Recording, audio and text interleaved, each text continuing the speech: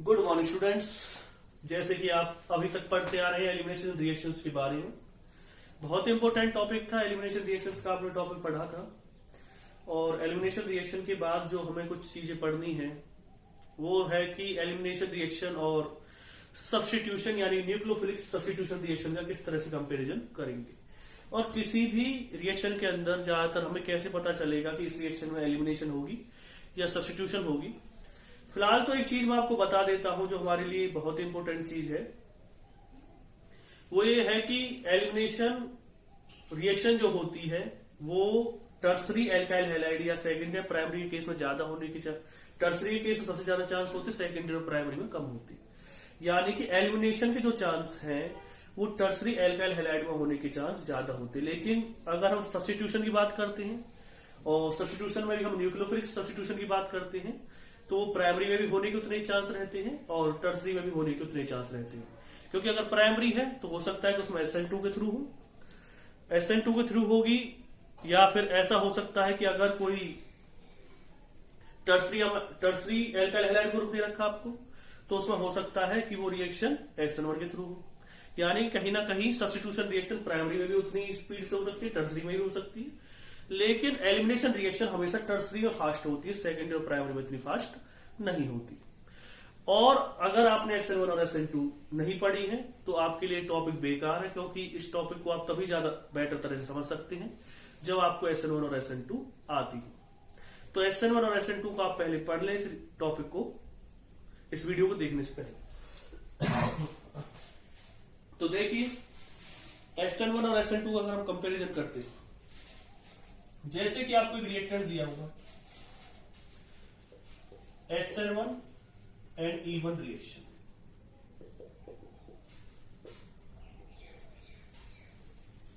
तो यहां पर मैं एक रिएक्टेंट ले रहा था, यहां पर क्या लिया आपने, क्लोरीन। इसकी रिएक्शन करवाइए। आप जानते हैं SN1 और E1 रिएक्शन दोनों ही रिएक्शन 2 स्टेप्स में होती है। ऐसा तो है नहीं कोई भी जो रिएक्शन आपको दे रखी है 1 स्टेप में हो जाएगी। मिनिमम 2 स्टेप्स चाहिए किसी भी रिएक्शन को होने के लिए। और वो कौन सी रिएक्शन है, कौन सी रिएक्शन को, SN1 और E1 को होने के लिए जो पहला स्टेप इसका होता है, जिसे हम रेट डिटरमाइनिंग स्टेप भी कहते हैं, उसमें बनता है कार्बोकैटायन। ठीक है, क्या बन गया उसमें, कार्बोकैटायन। अब कार्बोकैटायन दोनों ही केस में बनेगा, चाहे E1 रिएक्शन है चाहे SN1 रिएक्शन है।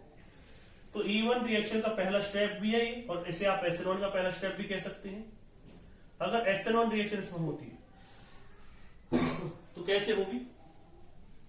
जब हम SN1 रिएक्शन की बात करते हैं तो सबसे पहले इसमें हमें देखना है, क्लोरीन आपने हटा दिया, इसके ऊपर कैसे चार्ज आ गया, पॉजिटिव चार्ज आ गया है। जब पॉजिटिव चार्ज आ गया है और आप ये देखना चाहते हैं इसमें SN1 हो रही है और इसमें E1 रिएक्शन हो रही है, तो E1 में प्रोडक्ट क्या बनेगा और SN1 में क्या बनेगा। जैसे कि दोनों में ही आपने C2H5OH यूज किया है, इसमें भी C2H5 आपने OH यूज किया है, एल्कोहल यूज किया है। यहां पर किसी तरह काम कर रहा है, बेस की तरह काम कर रहा है, यहां पर किसी तरह काम कर रहा है, न्यूक्लियोफाइल। तो क्या बनेगा ऐसा प्रोडक्ट, जो से प्रोडक्ट बनेगा वो बनेगा ये एल्कीन। और इसमें अगर हम बात करते हैं न्यूक्लियोफाइल की तरह काम करेगा तो यहां पर लग जाएगा OC2H5।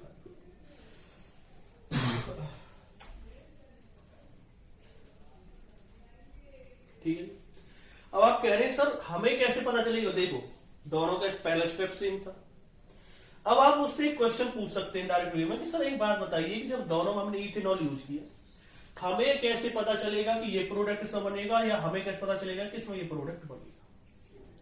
तो एक चीज मैं आपको बता देता हूं कि SN1 जो रिएक्शन है इसके लिए 2 चीजें जरूरी होती है, सॉल्वोलिसिस, सॉल्वोलाइसिस कह सकते हो आप। सॉल्वोलाइसिस का मतलब क्या होता है कि किसी भी पर्टिकुलर जो आपने क्या लिया है, कैटायन लिया, कार्बोकैटायन लिया है, वो वाटर के अंदर कितना स्टेबलाइज होगा। ठीक है, फर्स्ट थिंग और most important thing is the solvolysis. Second thing जो हम इसमें पढ़ते हैं, सेकेंड थिंग क्या पढ़नी है आपको इसमें, कि सॉल्वोलिसिस के साथ साथ इसमें चाहिए लो टेम्परेचर। तो SN1 के चांस ज्यादा होंगे। अगर हम एलिमिनेशन रिएक्शन की बात करते हैं, एलिमिनेशन रिएक्शन की, यानी E1 रिएक्शन। E2 की बात नहीं कर रहे हैं यहाँ पे, हम E1 की बात कर रहे हैं पहले। इसके लिए भी क्या चाहिए, सॉल्वोलिसिस। तो आप कहें सर सॉल्वोलिसिस तो उसमें थी, लेकिन इसमें एक और चीज जरूरत पड़ेगी, वो है हाई टेम्परेचर। इसमें हमें हाई टेम्परेचर की भी जरूरत पड़ेगी। किसकी जरूरत पड़ेगी हमें, इसमें हाई टेम्परेचर की जरूरत पड़ेगी। इस वाले केस में क्या था, इस वाले केस में हमें हाई टेम्परेचर की जरूरत नहीं पड़ती सब्स्टिट्यूशन रिएक्शन में, लेकिन एलिमिनेशन रिएक्शन में हमें जरूरत पड़ेगी। किसकी जरूरत पड़ेगी, हाई टेम्परेचर जरूरत पड़ेगी। यानी कि अगर आपको हीट दे रखा है तो आप मान लीजिए कि वहां पर एलिमिनेशन रिएक्शन हो। तो ये पॉइंट मैंने आपको माइंड में क्लियर कर दिया जो मैं आपको बताने वाला था। अब हम नेक्स्ट पॉइंट की तरफ चलते हैं इसमें, कि क्या क्या चीजें ऐसी हैं जो इसके अंदर कॉमन होती है। तो कॉमन चीजों के बारे में डिस्कस कर लेते हैं।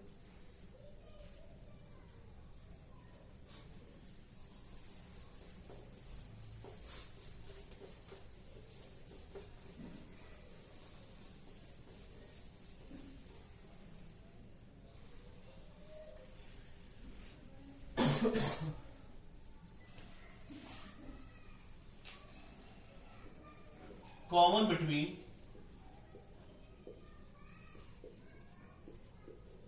SN1 and SN2। SN1 और SN2 के बीच में क्या, सॉरी SN1 और E1 के बीच में क्या कॉमन रहेगा। तो SN1 और E1 की जब हम बात करते हैं तो क्या क्या चीजें कॉमन होती है। पहली चीज है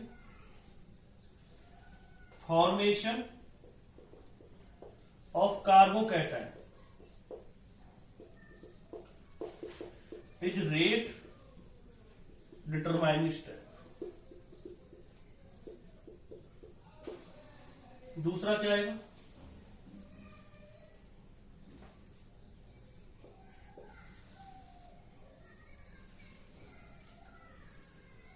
दूसरा इसमें आएगा ऑर्डर।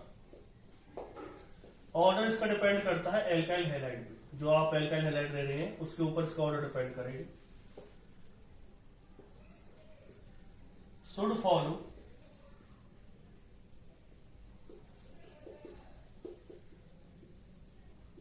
First order kinetics. किसको फॉलो करता है, formation of carbocation rate determining step है इसका। ऑर्डर जो होगा वो कौन सा होगा, इस तरह से एल्काइल हैलाइड की कंसंट्रेशन डिपेंड करेगा। Second should follow first order kinetics, first order को फॉलो करता है। फोर्थ क्या है, no kinetic isotropic effect observe.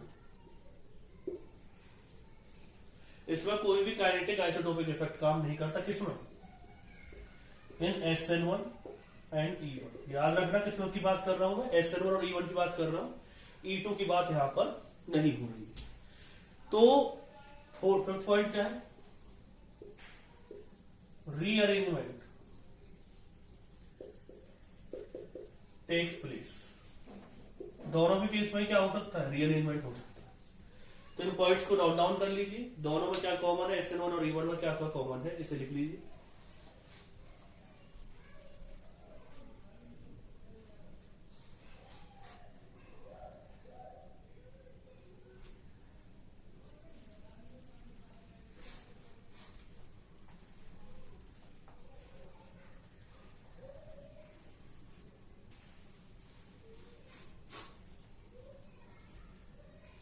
आगे देखिए 6 पॉइंट और इसके,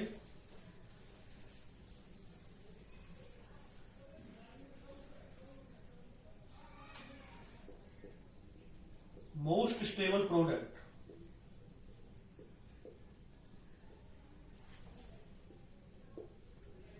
depends on the stability of carbocation. जो मोस्ट स्टेबल प्रोडक्ट है वो किस पर डिपेंड करेगा, कार्बोकैटायन की स्टेबिलिटी पे डिपेंड करेगा। या आप कह सकते हो कि जो ज्यादा से ज्यादा है या मेजर प्रोडक्ट है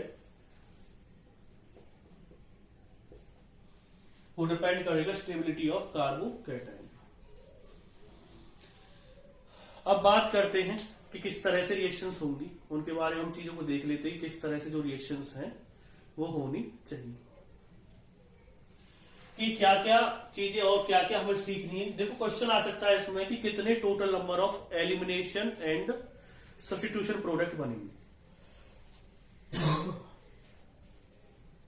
तो एलिमिनेशन और सब्स्टिट्यूशन जो प्रोडक्ट होते हैं वो टोटली डिपेंड करते हैं, वो इस चीज पर डिपेंड करते हैं कि जो रिएक्शन आपको दे रखी है, जो रिएक्शन की हम बात कर रहे हैं, वो रिएक्शन SN1 और E1 में जितने प्रोडक्ट बन रहे हैं उसे हम टोटल सब्स्टिट्यूशन और एलिमिनेशन प्रोडक्ट कहते हैं।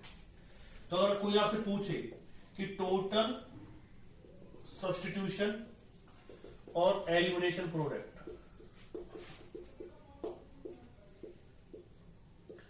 किसके बराबर रहेंगे? Total product in E1 and SN1।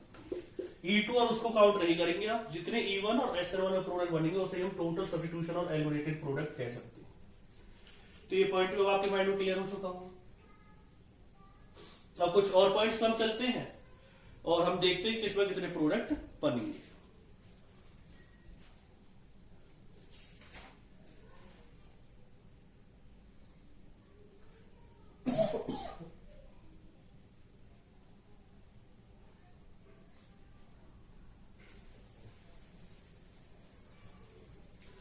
जैसे एक एग्जांपल ले लेते हैं और उसमें देखते हैं कि कितने प्रोडक्ट बन सकते हैं।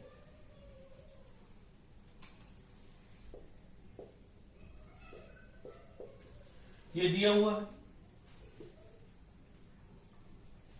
इस कंपाउंड की अगर हम बात करते हैं तो इस कंपाउंड को किस तरह से करना है, आपने क्या किया इस कंपाउंड में, अगर आप C2H5OH यूज कर रहे हैं और हीट कर रहे हैं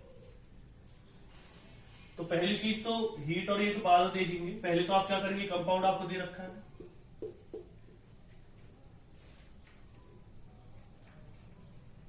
तो इसमें दो प्रोडक्ट बन सकते हैं। एक क्या यूज करेंगे आप, C2H5OH, तो क्या प्रोडक्ट बनेगा, OC2H5। और एक क्या यूज कर सकते हैं आप इसमें, C2H5OH, लेकिन साथ में क्या यूज किया आपने, हीट। यहां पर एक इसी तरह काम करेगा, बेस की तरह E1 रिएक्शन होगी, यहां पर SN1 रिएक्शन होगी, यहां पर किसकी तरह काम करेगा, न्यूक्लियोफाइल। तो ये प्रोडक्ट तो शायद मैंने आपको बता भी दिया था, मतलब इसी की तरह का रिएक्शन लिथियम में क्या बन जाएगा, OC2H। और एग्जांपल्स ले लेते हैं।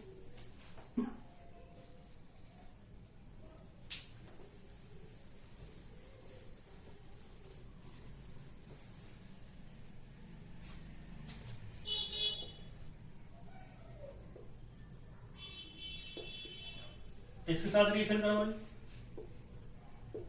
यहां पर पॉजिटिव चार्ज आ गया। अगर आप C2H5OH यूज कर रहे हैं, SN1 रिएक्शन होगी, क्या बना देगा यहाँ पे,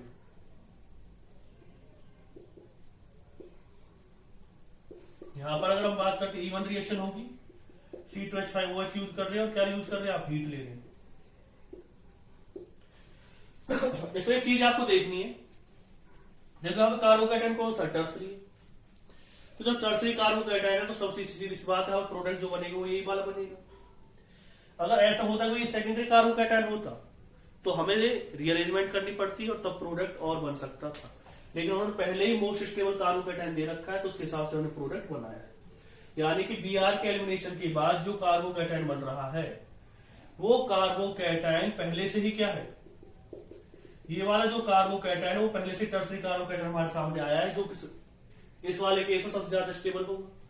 जब इस वाले केस सबसे ज्यादा स्टेबल है तो कौन सी रिएक्शन होगी इसमें, दोनों केस हो सकते हैं। अगर आपने हीट नहीं किया, लो टेम्परेचर लिया तो SN1 हो सकती है, अगर आपने हीट कर दिया तो कौन सी रिएक्शन होगी, E1 रिएक्शन होगी।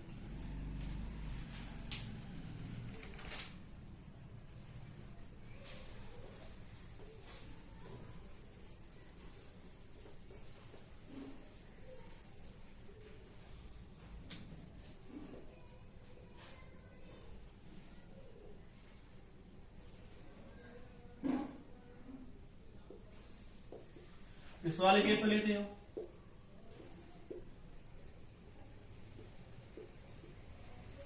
पॉजिटिव चार्ज, ये भी टर्सरी कार्बोकैटायन, और कोई कार्बोकैटायन इसमें इससे ज्यादा स्टेबल बन भी नहीं सकता। अब आप कहेंगे सर कुछ देख लेते हैं कंडीशंस, तो हम कंडीशंस के साथ चलेंगे। हम मान चल रहे हैं कि अगर पॉजिटिव चार्ज यहाँ पे होता तब ये ज्यादा स्टेबल है, या पॉजिटिव चार्ज यहाँ पे तब ज्यादा स्टेबल है। कुछ चीजें देख लेते हैं।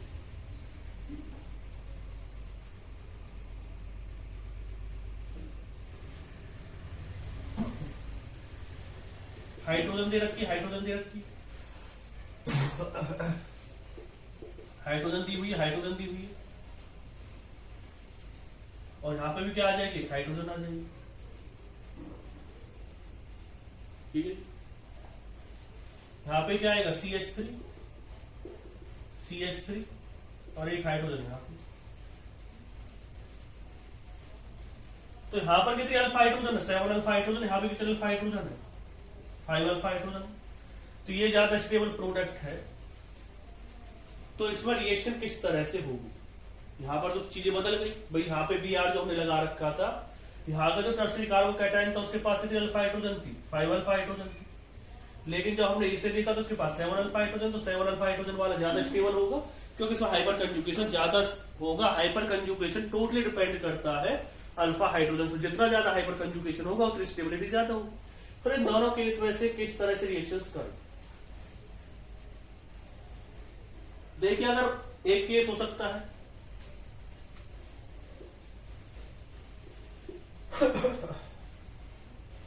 अगर आप क्या करते हैं, इसमें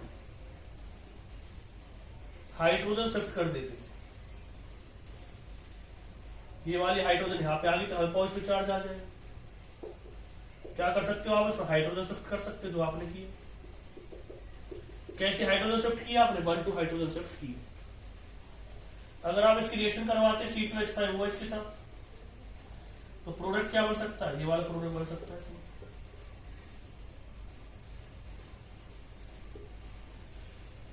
ठीक है। और अगर मैं इसकी बात करता हूं, इसमें अगर चाहे आप इस केस को ले लेना चाहे इस केस को ले लेना, अगर आप इसमें कौन सी रिएक्शन करवाते, E1 रिएक्शन करवाते, हीट करते हैं इसे C2H5OH और हीट करते हैं, तो प्रोडक्ट दोनों ही केस में सेम बनेगा। बना करके देख लेना आप पहले। सर ऐसा कैसे हो सकता है, तो समझो। देखो, अगर आप इस वाले केस को लेते हो तो हाइड्रोजन यहां से लोगे, यानी कि हम किसको निकालते, हम बीटा हाइड्रोजन को तो निकालते थे। और अगर यहां पर पॉजिटिव चार्ज ले रहे हो तो हाइड्रोजन कहां से जाएगी, यहां से जाएगी। दोनों प्रोडक्ट क्या बनेगा, सेम बनेगा। लेकिन SN1 का प्रोडक्ट अलग बनेगा और इसका E1 का प्रोडक्ट हमें दोनों ही केस से सेम बनता दिखाई देगा।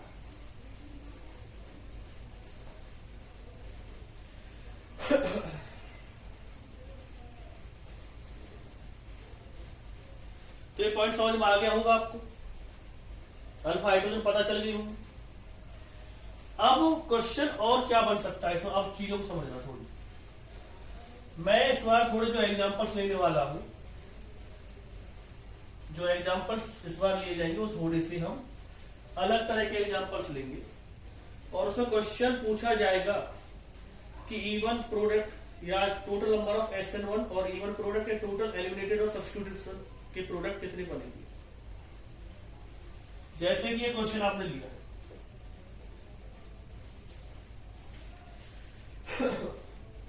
कैसे आप इसे प्रोडक्ट निकालेंगे। देखो, Cl निकला, पहले स्टेप में क्या होता है, कार्बोकैटायन बनेगा। अब कितने प्रोडक्ट इसके अंदर बन सकते हैं, सबसे पहले हम बात कर लेते हैं, क्या इसमें SN1 की बात करते पहले, तो SN1 रिएक्शन हो सकती है टर्सरी कार्बोकैटायन।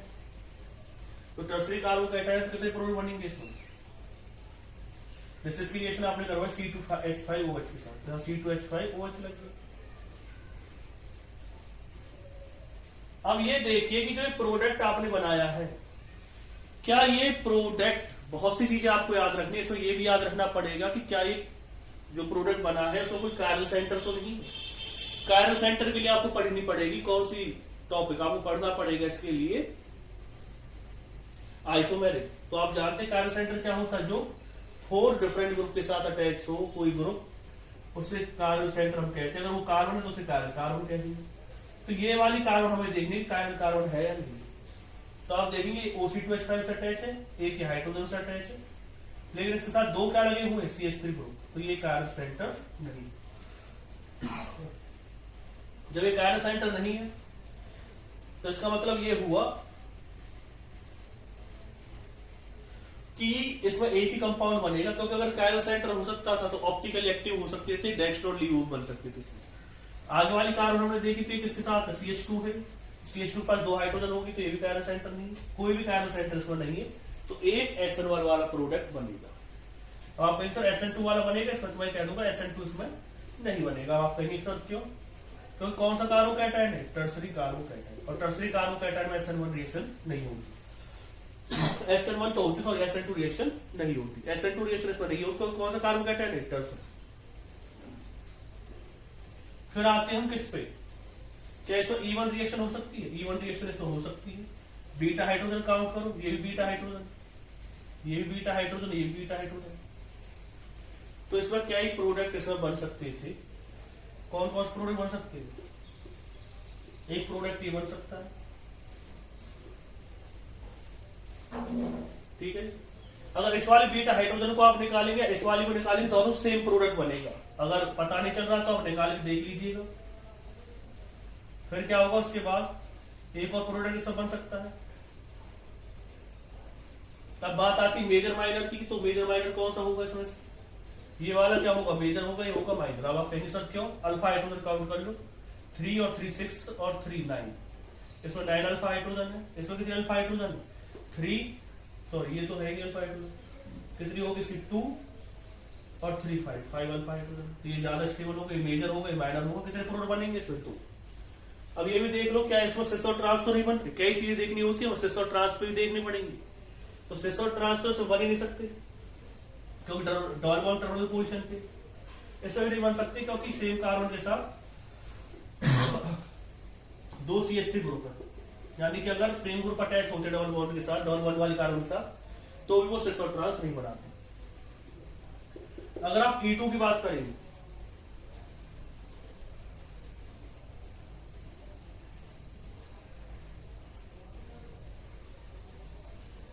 अगर आप E2 रिएक्शन की बात करेंगे इसमें, तो जो E2 रिएक्शन है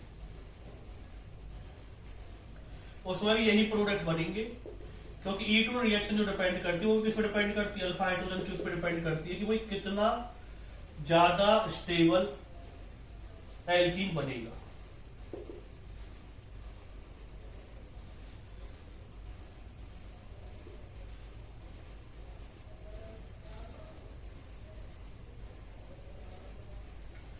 अगर कोई आपसे इसमें पूछे कि भाई टोटल कितने प्रोडक्ट बन रहे हैं सब्स्टिट्यूशन, टोटल सब्स्टिट्यूटेड प्रोडक्ट,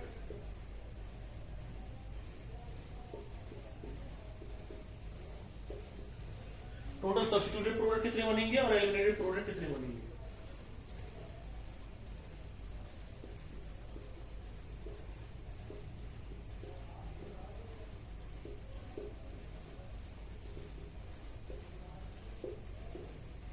तो मैंने बताया जितने SN1 और SN2 में प्रोडक्ट बन रहे हैं, टोटल को काउंट कर लो, कितने आ जाएंगे इसमें? 2।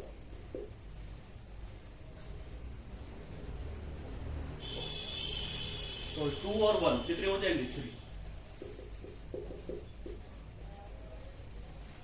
तो ये पॉइंट आप समझ में आ गया होगा किस तरह से रिएक्शंस हो रही हैं। बहुत ही इंपॉर्टेंट पॉइंट था जो मैंने आपको बताने की कोशिश की है कि किस तरह से आप पता लगाएंगे किसी के अंदर कितने टोटल एलिमिनेटेड और सब्स्टिट्यूटेड प्रोडक्ट बनेंगे। तो दोनों ही चीजें मैंने आपको सामने ली है। क्या क्या चीजें आपको इसमें देखनी है? आपको देखना है इसमें सबसे पहले क्या चीज देखनी है कि इस वाले केस में कितने SN1 रिएक्शन कैसे हो सकती है। पहले कार्बोकैटायन बनाएंगे आप, फिर आप देखेंगे टर्सरी कार्बोकैटायन तो नहीं, टर्सरी कार्बोकैटायन है तो उसमें कौन से प्रोडक्ट नहीं बनेगा? उसमें जो प्रोडक्ट है वो SN2 वाला नहीं बनेगा। और सेकेंडरी होता तो SN1 और SN2 दोनों बन सकते थे, और प्राइमरी होता तो फिर SN1 नहीं बनता। फिर इसमें E1 कितने बनेंगे, E2 कितने बनेंगे? यहां पर हमें सिस और ट्रांस को देखना पड़ेगा और यहां पर हमें कायरल सेंटर को देखना पड़ेगा।